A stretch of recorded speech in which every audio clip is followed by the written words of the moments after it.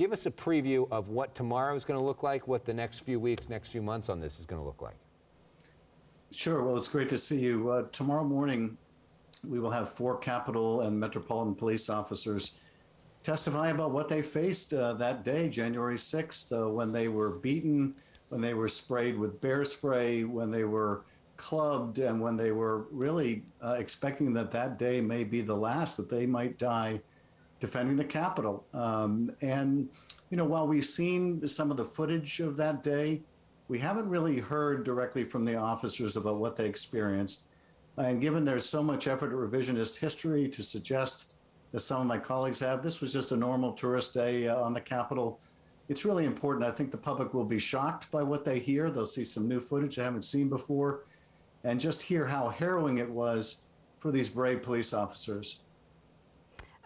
It is dubbed a bipartisan panel, but as Elex said, there's been a lot of Republican pushback. Just 2 Republicans are on the panel. So how do you prevent this from being just another partisan project? Well, the original proposal was 5 Democrats and 5 Republicans in a truly independent commission. Kevin McCarthy rejected that, said he didn't want it. And that left the Speaker to establish a select committee. And now Kevin McCarthy is complaining about the select committee. The long and the short of it is Kevin McCarthy doesn't want this investigated. And neither does Donald Trump, because they're afraid of what we will find and probably afraid of whatever complicity that they or others might have. But just because Kevin McCarthy won't do his constitutional duty doesn't give us a pass.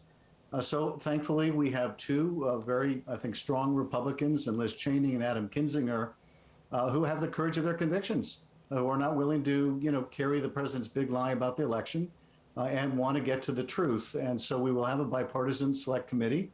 We will begin with that hearing I mentioned, but then we will go on with other hearings, with the gathering of documents and the compiling of a comprehensive report of what happened that day, the lead up to that, and more important, what recommendations to protect our democracy in the future. But Kevin McCarthy did do his part, right? I mean, Speaker Pelosi asked him for names. He supplied names. They're not names that she likes. Didn't like the name of Jim Jordan, but he's a member of Congress. Why can't he serve on this? And what is the precedent here that if Kevin McCarthy becomes the Speaker and Nancy Pelosi is the minority leader, or you're the minority leader or somebody else, and you suggest names and he just says, nope, don't want them? Well, the original proposal of the commission would have given the Republicans 5 appointments completely to their discretion, and the Democrats would have had 5 as well. But Kevin McCarthy rejected that. And so what he ended up getting was a select committee. The statute of which, like other select committees, provides that the minority leader, Kevin McCarthy, doesn't get to appoint members. He only gets to recommend members. And the Speaker accepted 3 of the recommendations and said, send me 2 others, because the other 2 are people who essentially deny the facts of January 6th, are pushing out the president's big lie, and are being put on just to disrupt the proceedings. And we're not going to allow that to happen. So McCarthy still has the opportunity to appoint people or to at least recommend them as the law provides. But whether he will do so or not, that's up to him. For those who say that this is just impeachment round 3 of former President Trump, you say? I say, well, look at the 9/11 Commission. That was bipartisan. Republicans didn't shy away, even though George W. Bush was president at the time of 9/11, and he feared that the report the commission might come out with might be critical of his administration for being unprepared. But they did their duty. They were patriotic enough to do their duty. Kevin McCarthy only does what Donald Trump wants him to do, and Donald Trump doesn't want this commission to go forward. But the American people deserve answers about the worst attack on our Capitol since 1812, and we're determined to provide them. Bigger picture. We've got 2 parties that are living in different universes right now. You look at vaccination numbers, 86% of Democrats, 52% of Republicans. You look at even at this January 6th, both parties, the issues of voter fraud, seen in totally different ways. How do we fix this? How do we bring this country together where we can even have a conversation? Because you know on this that Democrats are going to listen to this, and there's a lot of Republicans that are just going to say, I'm out, all a sham, doesn't matter, and not talk about it. How do we get past that? Well, first of all, we have a responsibility to the truth.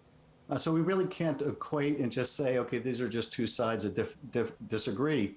There is an answer, as you guys were making so clear about the virus and the need to get vaccinated. And you can say, well, some people believe it and some don't. But there is a right answer here in terms of what's best for the country, what's best for defeating the virus. There is also a right answer when it comes to whether our election was free and fair. The president's statements, his claims of fraud, which he repeated again in the last 24 hours, are just plain false. So how do you get people to recognize that those are falsehoods? You have to provide them with good information. And that's what we hope to do through our committee, is provide the public with good information about what happened on January 6th.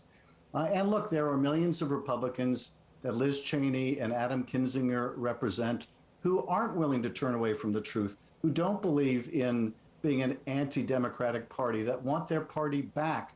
I fear, though, that they're not likely to get that party back as long as Donald Trump is on the scene and Kevin McCarthy and Mitch McConnell are devoted more to the cult of his personality than any ideas or ideology. And when can we expect for this investigation to finish?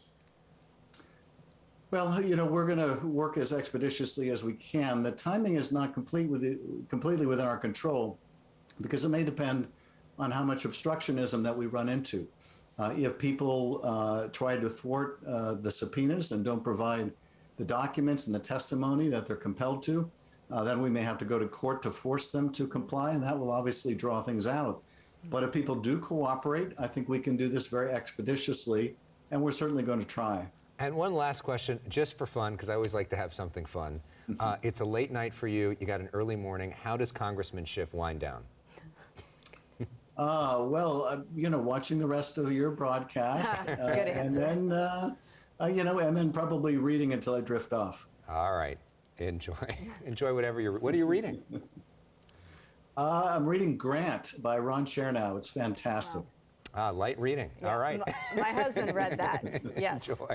All right, Congressman Schiff, have a good night. Good luck tomorrow.